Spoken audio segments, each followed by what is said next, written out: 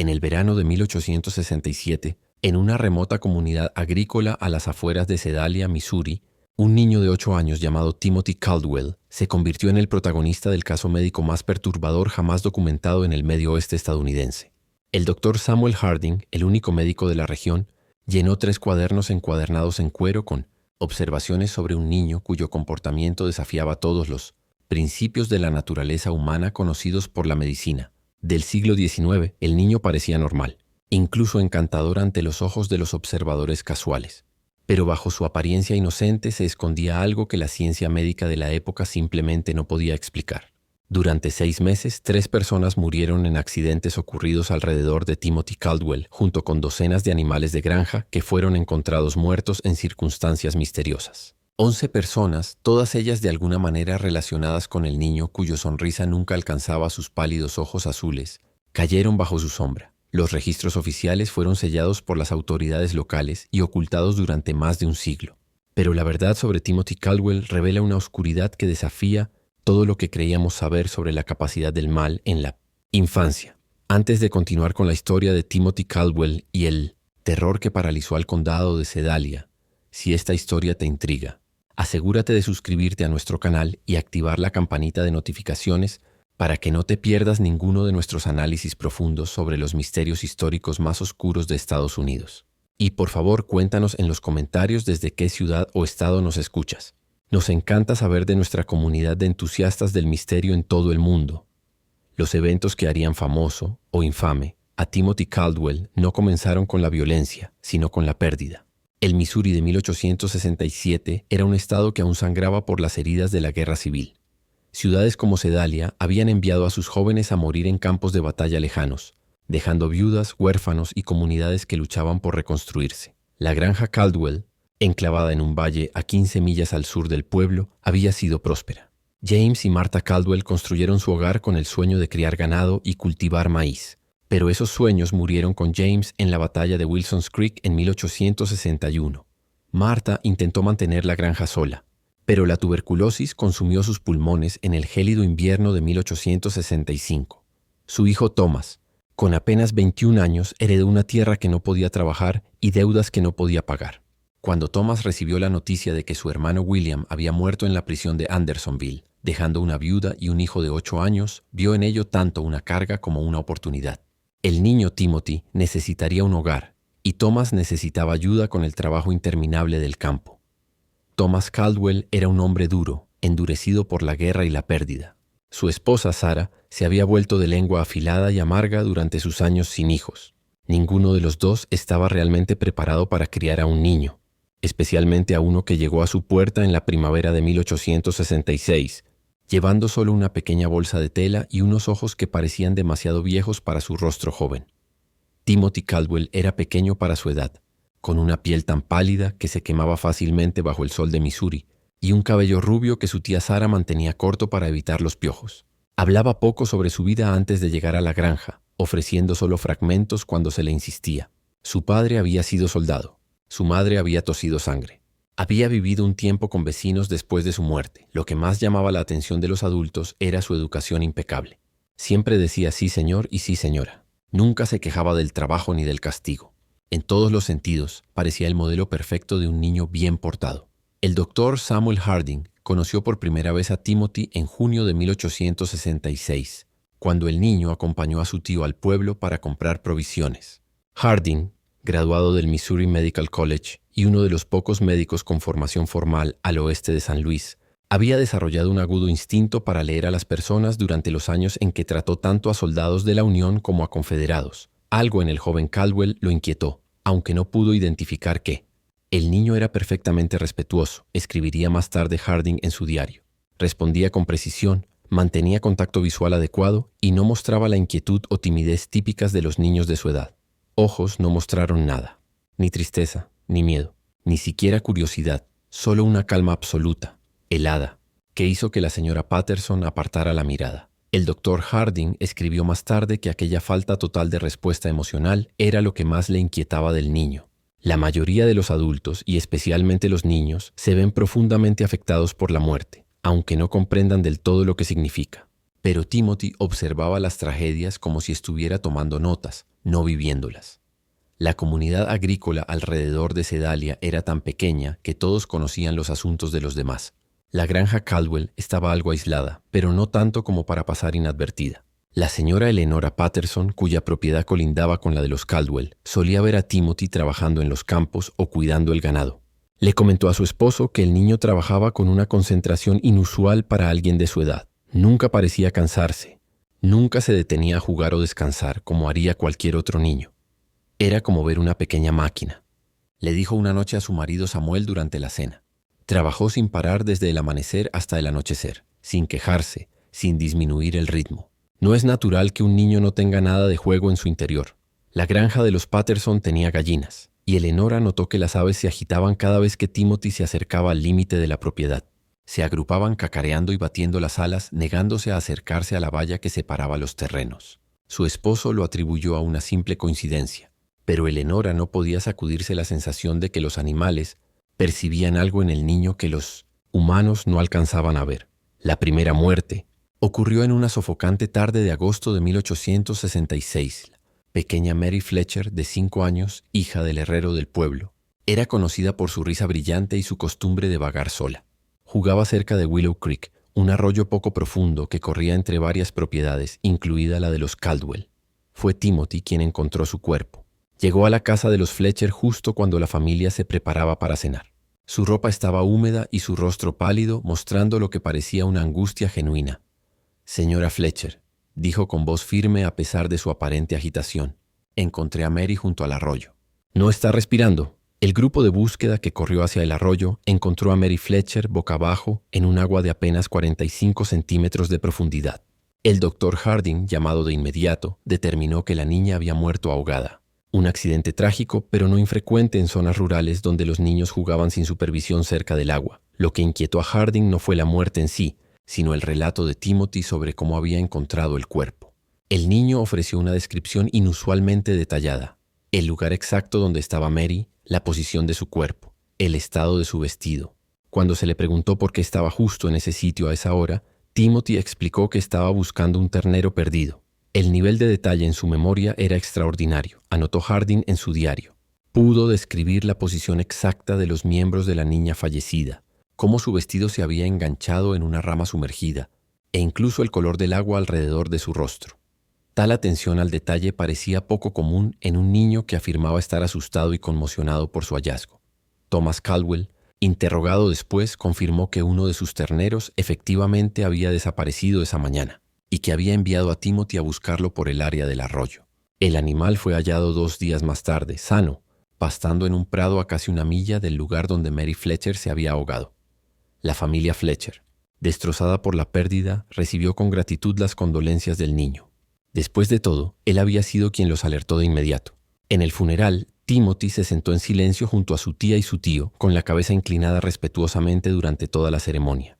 Cuando el padre de Mary le agradeció por haberlos avisado con rapidez, Timothy aceptó el agradecimiento con la solemnidad exacta, diciendo: «Ojalá la hubiera encontrado antes». Su voz tenía el tono perfecto de pena y remordimiento. Pero Eleanora Patterson, observando desde el otro lado de la iglesia, notó algo que no la dejaría dormir durante varios días. Cuando la madre de Mary se derrumbó en lágrimas, cuando el pequeño ataúd hizo llorar incluso a los hombres más duros, los ojos de Timothy Caldwell permanecieron completamente secos. Su expresión nunca cambió.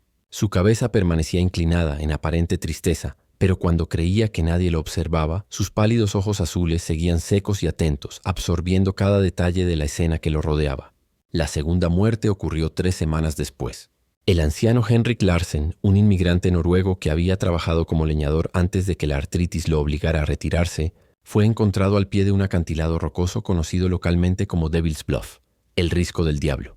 El risco daba al arroyo donde Mary Fletcher se había ahogado, y Henrik solía subir allí para revisar las colmenas silvestres que cuidaba. Una vez más, Timothy Caldwell estuvo implicado en el descubrimiento. Había estado regresando a casa desde el pueblo cuando notó algo extraño al pie del risco. «Vi el sombrero del señor Larsen enganchado en un arbusto con espinas», le contó Timothy a la multitud reunida. «Lo llamé pero no respondió, así que bajé para ver». Henrik Larsen estaba muerto, con el cuello roto, aparentemente por una caída desde lo alto del acantilado de unos 12 metros. El doctor Harding, tras examinar el cuerpo, concluyó que el anciano había muerto instantáneamente al impactar contra el suelo. Lo único inusual en la escena era la presencia de numerosas abejas muertas esparcidas alrededor del cuerpo, muchas más de las que normalmente se encontrarían lejos de una colmena.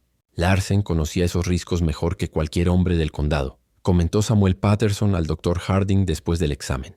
Ha estado subiendo allí por 3 años y jamás se tropezó. No tiene sentido que haya caído ahora. Cuando interrogaron a Timothy, sugirió que quizás el viejo había sido picado por abejas y había perdido el equilibrio. Siempre decía lo furiosas que se ponen cuando las molestas, explicó el niño. Tal vez lo atacaron y se confundió.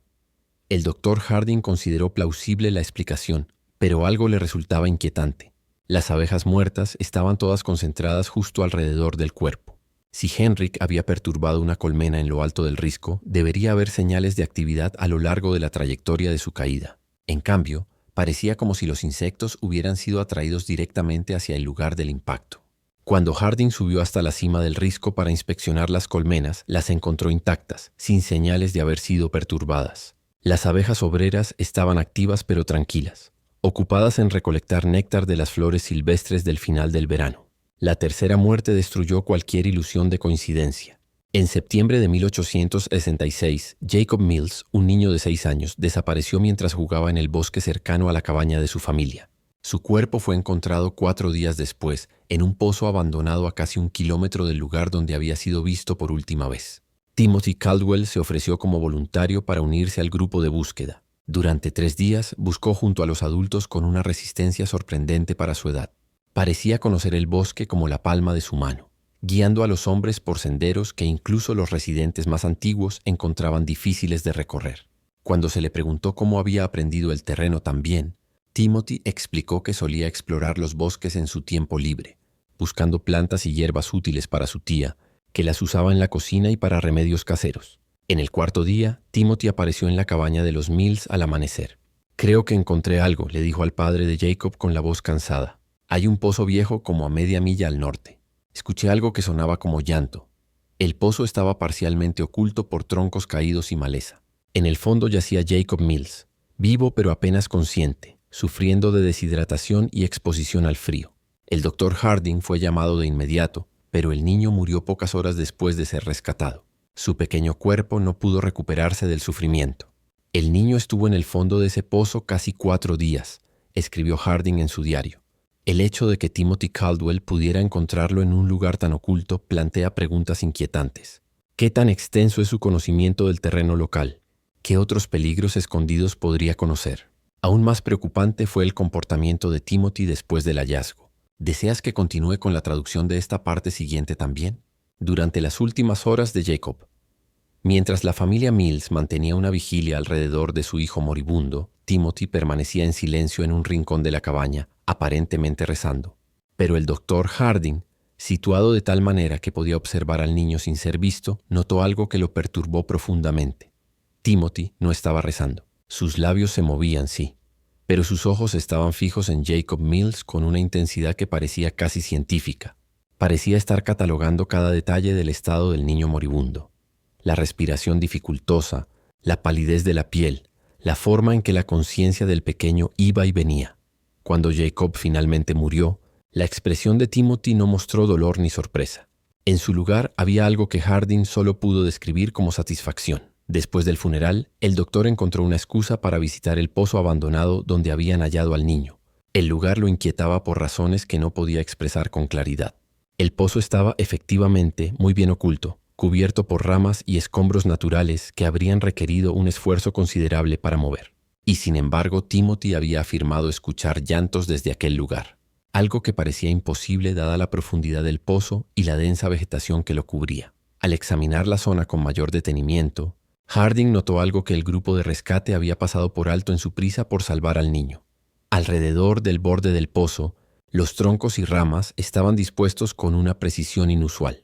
En vez de haber caído de forma aleatoria, mostraban signos claros de haber sido colocados deliberadamente, creando un camuflaje natural que resultaría casi imposible de detectar, a menos que alguien supiera exactamente dónde mirar.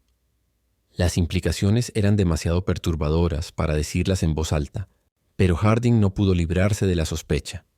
Jacob Mills no había caído accidentalmente en el pozo. Alguien lo había colocado allí, y alguien había escondido cuidadosamente el sitio, hasta que el niño estuvo demasiado débil para sobrevivir a su rescate. Esa noche, Harding comenzó a llevar notas detalladas sobre Timothy Caldwell. Si sus sospechas eran correctas, el niño representaba un peligro para toda la comunidad. Pero las sospechas no eran pruebas, y las pruebas eran precisamente lo que le faltaba. El problema era que Timothy Caldwell parecía, en todos los sentidos, un niño ejemplar. Asistía a la iglesia con regularidad junto a su tía y su tío, sentado en silencio durante los servicios y recitando oraciones con la debida devoción. Trabajaba incansablemente en la granja, realizando tareas que desafiarían incluso a adultos experimentados. Hablaba con respeto a sus mayores y mostraba obediencia ante las figuras de autoridad. Y lo más importante, Timothy tenía explicaciones plausibles para su presencia en cada tragedia. Había estado buscando un ternero perdido cuando encontró a Mary Fletcher. Había regresado del pueblo cuando vio el sombrero de Henrik Larsen. Y había sido un voluntario en la búsqueda de Jacob Mills, como cualquier miembro compasivo de la comunidad lo haría. Pero la formación médica del Dr. Harding le había enseñado a mirar más allá de las apariencias. Durante la guerra, al tratar soldados heridos, había aprendido a reconocer a aquellos hombres que mataban no por deber patriótico ni por necesidad, sino por algo más oscuro, más fundamental. En ellos había una frialdad, una desconexión emocional, que se manifestaba de maneras sutiles, una reacción demasiado débil ante el horror, un interés excesivo en el sufrimiento, una capacidad para hablar de la violencia con desapego clínico.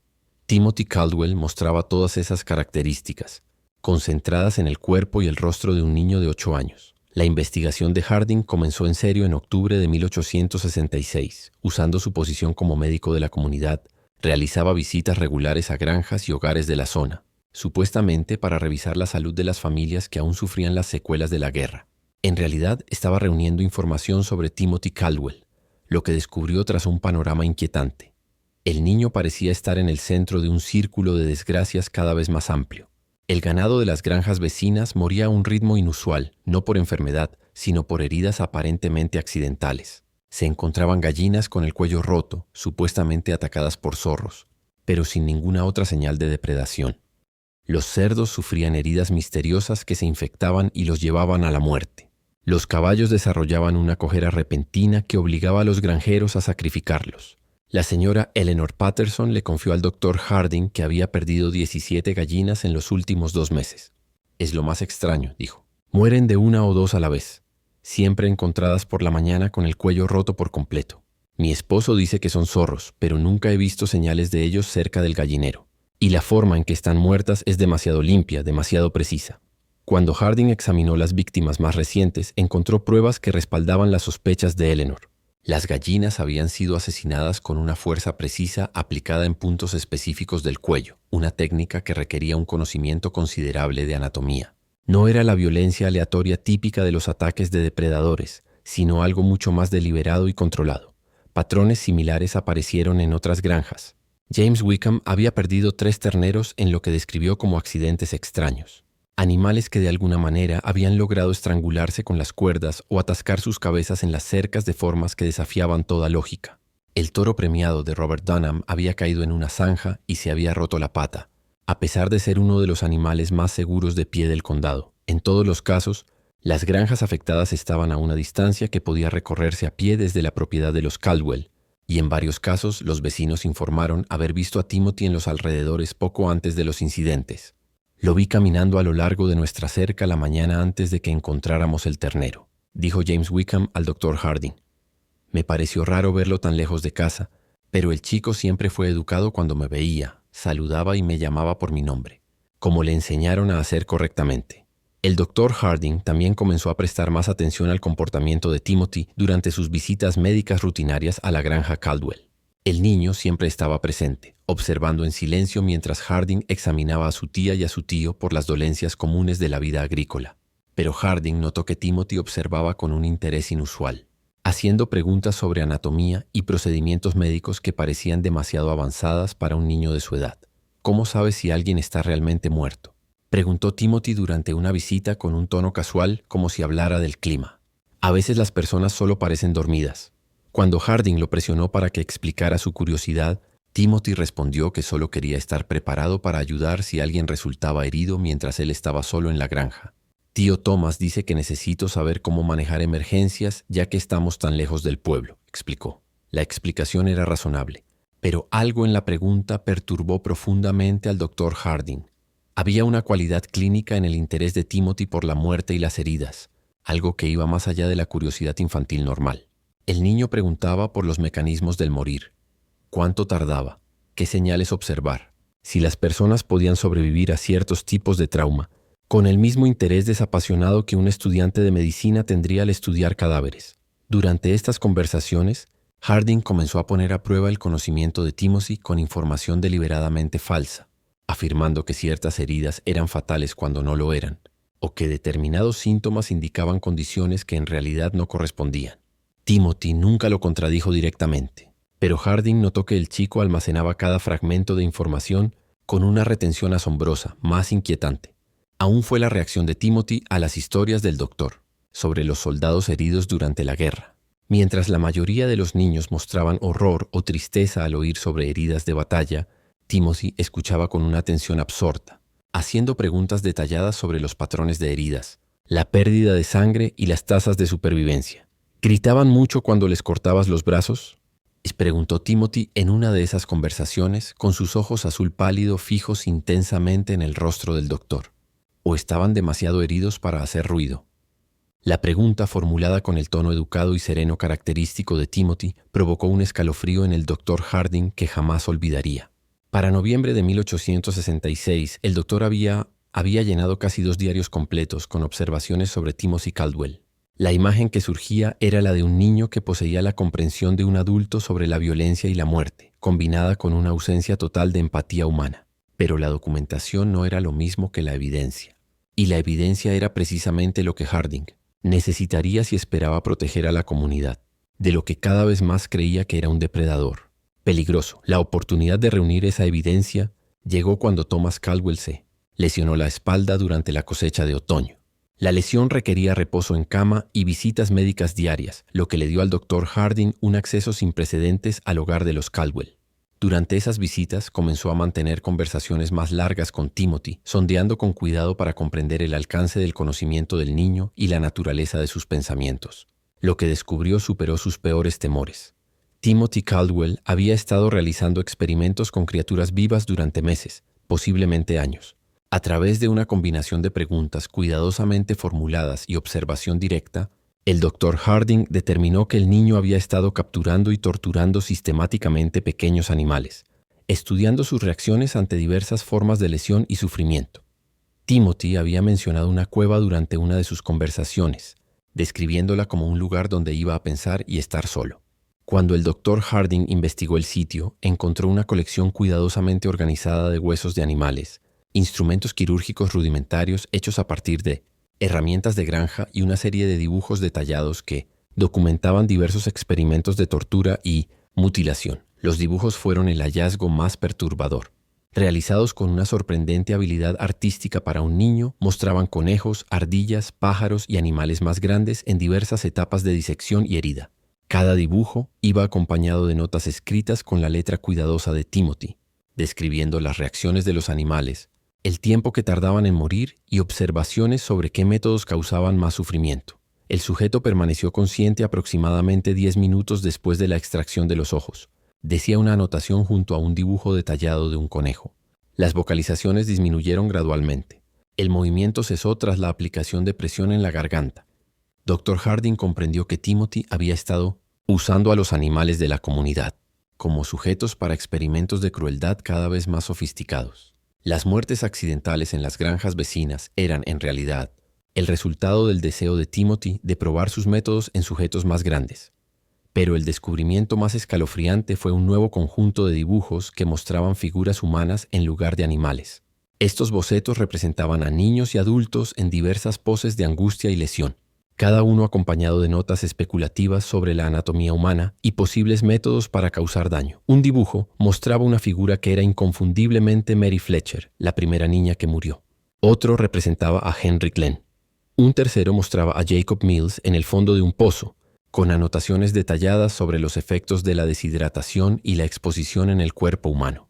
Timothy Caldwell no solo había estado presente cuando estas personas murieron, había planeado sus muertes, ejecutado esos planes con precisión metódica y documentado los resultados para su estudio futuro.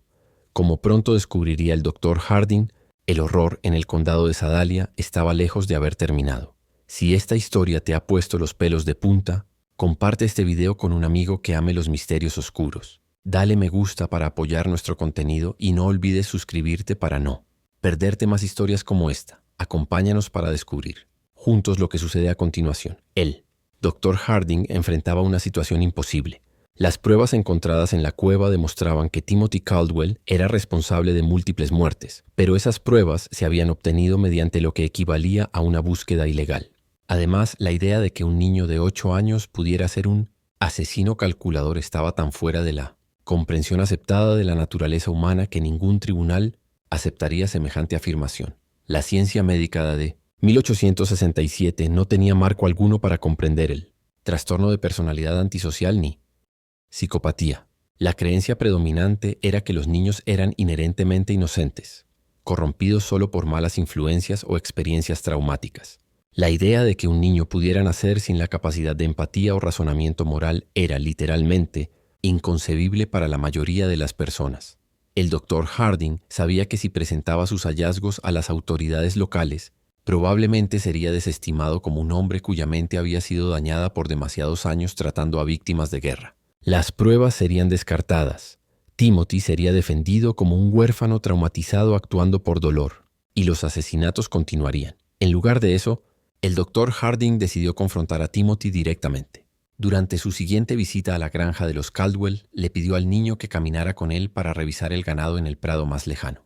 Una vez que estuvieron solos, el Dr. Harding reveló lo que había descubierto en la cueva. La reacción de Timothy no fue la que Harding esperaba. El niño no mostró sorpresa, ni negación, ni miedo de haber sido descubierto. En cambio, escuchó con calma mientras el doctor describía los dibujos y las notas, asintiendo ocasionalmente, como si confirmara la exactitud de las observaciones del médico. «No vas a contárselo a nadie», dijo Timothy cuando Harding terminó de hablar. No fue una pregunta ni una súplica, sino una afirmación de hecho pronunciada con absoluta confianza. «¿Por qué no lo haría?», preguntó el doctor Harding, genuinamente curioso por el razonamiento del niño. Timothy sonrió, la primera expresión genuina de emoción que Harding había visto en su rostro, y respondió: «Porque nadie te creería, y porque tienes curiosidad por saber qué haré después». El niño tenía razón en ambos aspectos. El doctor Harding sabía que sus afirmaciones sonarían como los delirios de un hombre que perdía la cordura, pero Timothy también había identificado algo que el doctor se resistía a admitir, incluso ante sí mismo: una fascinación científica por observar el desarrollo de lo que podía ser el ser humano más peligroso que había encontrado. «¿Desde cuándo haces esto?», preguntó Harding. «Desde que tenía 5 años», respondió Timothy con total naturalidad. «Tal vez antes. Empecé con insectos, luego ratones, luego cosas más grandes. Es interesante ver cómo reaccionan diferentes animales a los mismos tratamientos. Y las personas que murieron», Timothy se encogió de hombros. «También fueron experimentos. Quería ver si las personas reaccionaban igual que los animales. En su mayoría sí, pero ellos entienden lo que les está pasando. Eso lo hace más interesante». El doctor Harding sintió un escalofrío que no tenía nada que ver con el aire frío de noviembre. «¿Qué planeas hacer ahora?», preguntó. Timothy consideró la pregunta con seriedad antes de responder. «Necesito descubrir qué pasa cuando hieres a alguien que confía completamente en ti. Alguien que no sospecharía nada hasta que ya es demasiado tarde». La implicación era clara. Timothy planeaba matar a su tía y a su tío. El doctor Harding sabía que tenía quizás días, o incluso solo horas antes de que Timothy llevara a cabo sus planes. El niño había revelado sus intenciones con la confianza despreocupada de alguien que se sabía intocable. Y la experiencia pasada sugería que Timothy no demoraba una vez tomaba una decisión. Esa misma noche, el Dr. Harding visitó al sheriff William Crawford en Sedalia. Crawford era un hombre práctico que había servido con distinción en el ejército de la Unión y tenía poca paciencia para teorías o especulaciones. Pero también confiaba en el juicio de Harding y estaba dispuesto a escuchar pruebas, sin importar cuán inusuales fueran las circunstancias. El Dr. Harding presentó su caso con cuidado, centrándose en hechos verificables más que en teorías psicológicas. Mostró a Crawford los dibujos y notas hallados en la cueva, Señaló el patrón de muertes y accidentes que rodeaban a Timothy y documentó el inusual conocimiento del niño sobre anatomía y violencia. Lo más importante fue que Harding reveló la intención declarada de Timothy de matar a su tía y a su tío.